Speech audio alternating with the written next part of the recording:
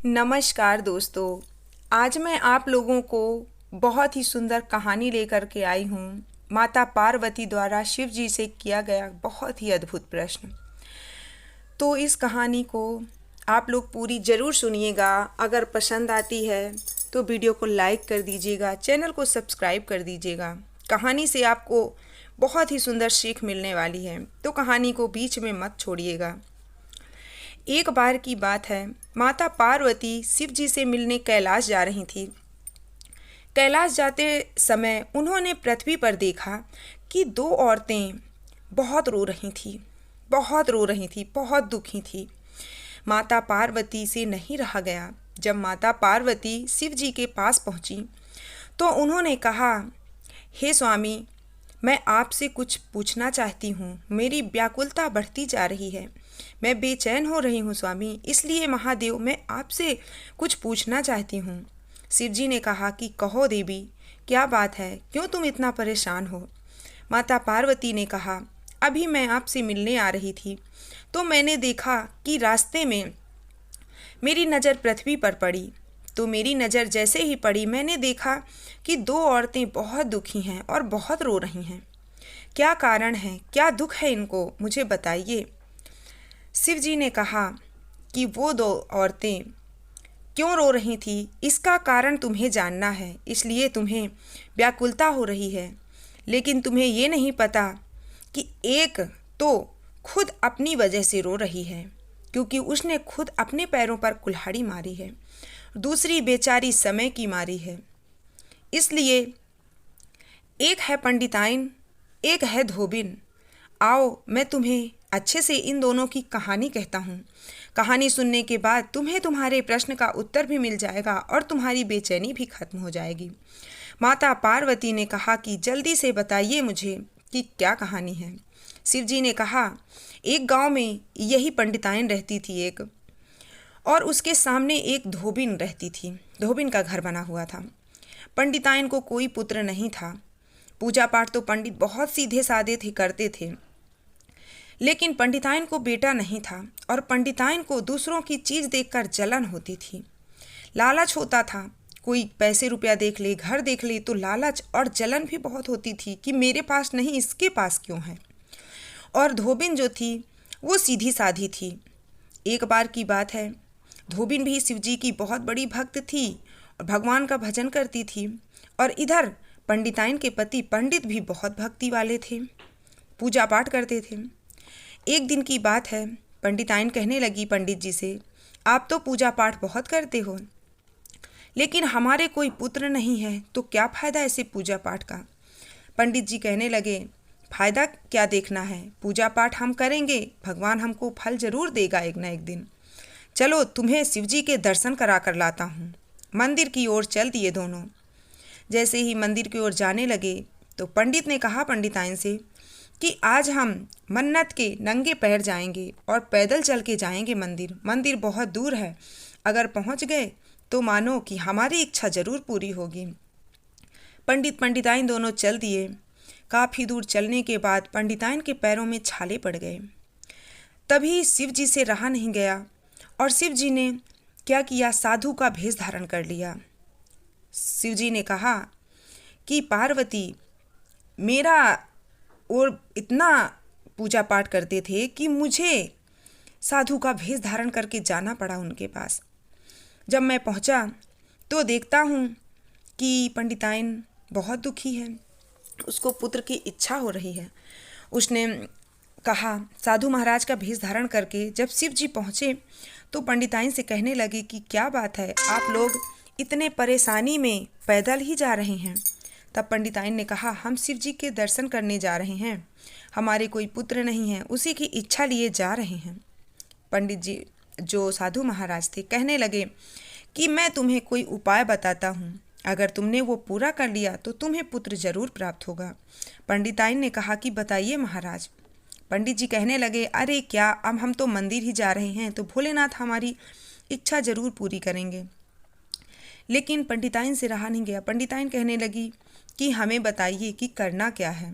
उन साधु महाराज ने कहा कि देखो, तुम्हें जो चीज़ एक मिलेगी उसके डबल जो तुम्हारे घर के सामने धोबिन है उसको डबल मिलेगी। उसे तुम्हें ना तो लालच करना है और ना ईर्ष्या जलन करना है। अगर तुम ये कर गई तो तुम्हें पुत्र भी प्राप्त होगा और तुम्हारे घर में खुशियां ही खुशियां आ जाएंगी। पंडिताइन ने कहा कि बस इतनी सी बात है। ठीक है महाराज, मैं इतना ही करूँगी। वो वहाँ से चल दी, भोलेनाथ के दर्शन की, अब घर वापस आ गई। कुछ दिन बाद उसे बेटा हुआ। जब उसे बेटा हुआ तो सामने जो धोबिन रहती थी उसको जुड़वा बेटे हुए। अब जब जुड़वा बेटे हुए, उसके दोनों बेटों को देखकर पंडिताइन के अंदर जलन होने लगी। पंडिताइन पंडित जी से कहने लगी कि देखो, मैंने तो इतनी मन्नत से नंगे पैर गई थी शिव जी के दर्शन करने, तो मुझे एक बेटा मिला और इसने तो कुछ भी नहीं किया, इसको जुड़वा बेटे हुए। पंडित जी कहने लगे, देखो, उन साधु महाराज ने कहा था तुम्हारे जो चीज़ एक होगी वो सामने वाली धोबिन की दो होगी, डबल होगा उसका। तो कभी लालच नहीं करना, कभी ईर्ष्या नहीं करना, जलन नहीं करना, तो तुम खुशियों से भरी रहोगी। लेकिन जिसकी जो आदत हो जाती है वो कभी नहीं जाती। शिव जी कहते हैं, पार्वती, उस पंडिताइन की यही आदत थी कि वो लालच, ईर्ष्या, जलन बहुत करती थी। उसको उस धोबिन पर जलन होने लगी। तब तक कुछ दिन बीते। पंडिताइन ने कहा कि एक काम करते हैं, हमारे बेटा तो हो गया, अब उसके रहने के लिए घर भी बनवा लेते हैं।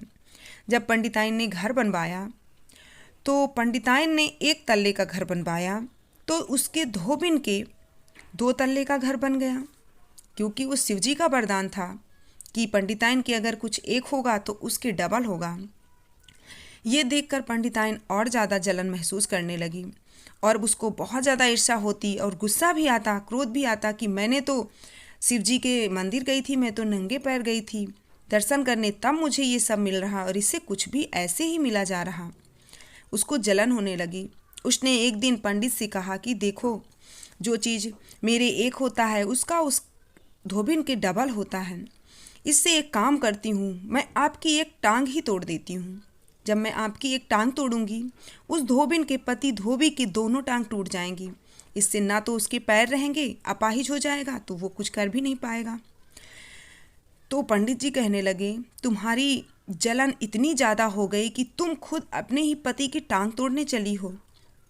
पंडित बेचारे सीधे साधे थे। पंडिताइन जिद्दी कहने लगी, अगर आपने ऐसा नहीं किया तो मैं अपने प्राण त्याग दूंगी। पंडित बेचारे सीधे साधे कहने लगे कि ठीक है, जो तुम्हारी मर्जी सो करो। पंडिताइन ने क्या किया, डंडा उठाया और पंडित जी की एक टांग तोड़ दी। जैसे ही पंडित जी की एक टांग टूटी, बेचारे धोबी की दोनों टांग टूट गई। बेचारा अपाहिज हो गया। इससे पंडिताइन को बड़ा राहत मिली, सुकून मिला। लेकिन वो धोबिन बहुत अच्छे थे, इंसान थे, इसलिए उन्होंने जैसे तैसे अपना घर चला लिया। उन्हें अपाहिज होने का कोई भी दुख नहीं था, क्योंकि वो जानते थे कि भगवान जो भी करता है अच्छा ही करता है। जब उसने देखा कि अरे इसकी तो दोनों टांगें टूटी हुई हैं, फिर भी ये अपना घर अच्छे से चलाता है, इसके घर में दिन प्रतिदिन तरक्की ही होते जा रही है, तब उसने एक दिन क्या किया, उसकी जलन अभी खत्म नहीं हो रही थी। शिव जी कहने लगे, पार्वती, जलन इंसान को कहाँ से कहाँ पहुँचा देती है। अभी पंडिताइन को राहत नहीं मिली, जबकि पंडित का एक टांग टूटा हुआ है। फिर शिव जी कहते हैं, पार्वती सुनो आगे। फिर वो पंडिताइन क्या करती है, एक दिन अपने पंडित जी से कहती है कि एक काम करती हूँ, मैं आपकी एक आँख ही फोड़ देती हूँ। जब आपकी एक आँख फोड़ूंगी तो उस धोबी के दोनों आँख फूट जाएंगी। जब वो अंधा हो जाएगा तो उसे कुछ दिखाई नहीं देगा, तो वो क्या कर पाएगा। पंडित जी के लाख समझाने पर पंडिताइन अपने जिद पे अड़ी रही और उसने पंडित की एक आँख फोड़ ही डाली। जैसे ही पंडित की एक आँख फूटी, उस धोबी के दोनों आँख फूट गईं। बेचारा अंधा हो गया, उसको दिखाई नहीं दे रहा था। फिर भी उसको कोई गम नहीं था, क्योंकि वो भगवान का भक्त था। ऐसे ही नहीं हिलने वाली थी उसकी भक्ति पर उसका इतना विश्वास था कि वो चुपचाप रहा। उसने कभी कोई दुख नहीं प्रकट किया। इधर पंडित जी की भी आंख फूट गई। कुछ दिन बाद जब उसने देखा कि धोबी और धोबिन एकदम खुश रहते हैं इतना होने के बाद भी, तब उसको और जलन, क्योंकि जलन है जल्दी जाएगी नहीं, चाहे कोई अच्छा रहे चाहे कोई बुरा रहे, अगर उसको जलन हो रही है तो हो रही है। पंडिताइन को जलन खाए रही। फिर एक दिन क्या हुआ, पंडित जी से कहने लगी कि इसके घर में तो तरक्की ही हुई जा रही है। मैं जितना ही सोचती हूँ कि इसका कुछ हो, लेकिन इसका कुछ हो ही नहीं रहा। एक काम करती हूँ, मुझे अपने ही दरवाजे पे एक कुआं चाहिए, बहुत गहरी कुआं खुदवाना है। पंडित जी कहने लगे, उस कुएं का क्या होगा? पंडिताइन कहने लगी, नहीं, मुझे कुआं खुदवाना है। जैसे ही उसके दरवाजे पे एक कुआं खुदी तो सामने धोबी के दरवाजे पे 2 कुआं खुद गईं। अब उस पंडिताइन की क्या चाल थी कि कुआं खुद जाएगी 2, तो धोबी तो है अंधा, घर से निकलेगा, कुएं में गिर जाएगा तो मर जाएगा, उसको तो दिखाई नहीं देता है। तब उसने जब सुबह उठकर देखा कि 2 कुआं है, बहुत खुश हुई। सुबह उठ कर के चली धोबी के घर देखने की आखिर हुआ क्या है। देखूं तो धोबी मरा कि बचा, लेकिन बेचारा धोबी अंधा था। जैसे ही वो सुबह उठा, अपने दरवाज़ा खोला और बाहर निकलने की कोशिश की, वैसे ही वो कुएं में गिर गया। कुएं में गिर के उसकी मौत हो गई। पंडिताइन जा कर के देखती है कि कुएं में तो धोबी मरा पड़ा है। उसको बहुत सुकून मिला। उसको ये हुआ कि अब तो अच्छा है, अब तो ये मर गया। लेकिन उस पंडिताइन को ये नहीं पता था कि वो कर क्या रही थी। अपने जलन की वजह से उसने किसी की जान ले ली थी। जैसे ही वो लौट करके अपने घर आती है तो उसकी नज़र अपने कुएं में पड़ती है, जिसमें पंडित मरे हुए पड़े थे। पंडित भी गिर गए थे उसमें, और पंडित ने जानबूझकर आत्महत्या कर ली थी, क्योंकि उन्हें ये बर्दाश्त नहीं हो रहा था कि उनकी पत्नी यहाँ तक कि इतना गिर गई कि किसी के जलन की वजह से किसी की हत्या करने चली। पंडित को मरा हुआ देखकर पंडिताइन की तो जैसे पैरों तले जमीन ही खिसक गई। सोचने लगी कि ये मैंने क्या कर दिया, अपने ही पति को मैंने अपने ही हाथों से मार दिया। दूसरों को मारते मारते मैंने अपना ही घर उजाड़ लिया। ये सब बातें उस पंडिताइन का बेटा देख रहा था। पंडिताइन का बेटा जब देखा कि उसकी माँ इतना गिर गई है कि लालच और जलन की वजह से किसी की जान ले सकती है, और उसके पिता की भी जान उसकी माँ की वजह से गई है, उसने क्या किया, धोबिन के पास गया और धोबिन के से माफ़ी मांगने लगा और कहने लगा कि मुझे माफ़ कर दीजिए, मेरी माँ के कर्मों की सज़ा मुझे मत दीजिए, मैं आपका ख्याल रखूँगा। आपके पति की हालत मेरी माँ की वजह से हुई है। उसने सारी कहानी धोबिन को बताई और धोबिन को अपनी माँ बना लिया। धोबिन को लेके उस गांव से चला गया, अपनी माँ को धुतकार दिया। जब ये देख तो पंडिताइन की आंखों से आंसू छलकने लगे और पश्चाताप करने लगी। उनको बहुत ही ज़्यादा पछतावा होने लगा कि मैंने जलन क्यों किया। मेरे पास जितना था उसमें मैं खुश रहती, मैंने जलन किया तो मेरा पति भी चला गया, और इतने मन्नत के बाद जो मेरा बेटा मिला था वो भी मुझसे दूर हो गया।